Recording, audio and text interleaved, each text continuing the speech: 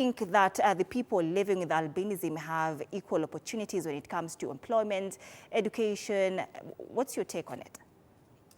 On my side, I can say that we are still behind. When I say we are still behind, is that when you go to look for a job, first of all, person will look at your condition, will not look at your ability, will just look at your condition and dismiss you. So we are still behind in terms of job opportunity. When you look at education, we are also behind because as Albinism Society of Kenya, we have gotten some cases whereby children with albinism have not been accepted to certain schools because they have albinism. And you find it difficult for this child to get education. So we are still. Yes. All right, Brenda, that is so unfortunate, but how do you assess the current policies available for the people with albinism? What gaps do you think should be filled? I think there's a lot of ignorance in this society, and sometimes you expect that maybe the people you expect to have knowledge about albinism and also other disabilities have none. You'd maybe assume that a doctor has knowledge about maybe the treatment of a person with disability, but most of them don't even have an idea what albinism is all about. Yeah, and you go there, you expect that this person has knowledge, you're going to be taken care of just because this person is a doctor, but you find the opposite.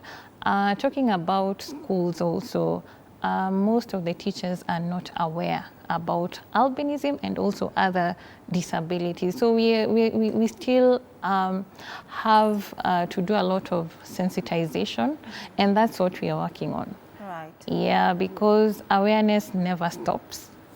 Yeah. All right, we also have something here under the Legal Rights and Protection by the Albinism Society of Kenya, where you work, Dan. And it says it's a key advocacy organization working to protect and promote rights of people with albinism in Kenya. What have been your milestones so far, Dan?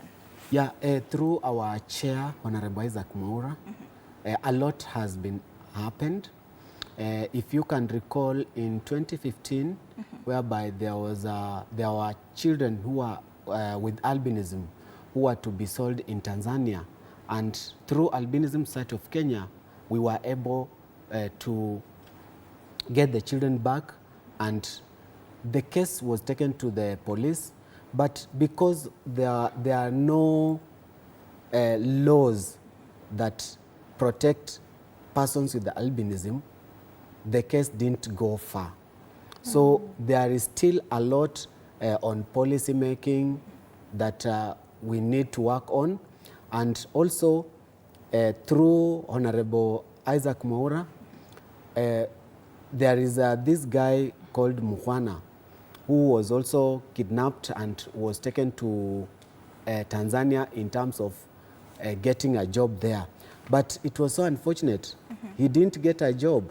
It was just the way of taking him there to be sold there. But we thank by then Honorable Eugene Wamalwa, because this boy was from his county when he was still the MP. They were able to follow up the case and brought this guy back.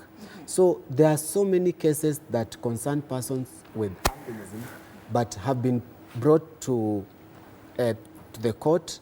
But because there are no grounds on legal matters, you find that those cases just die like that.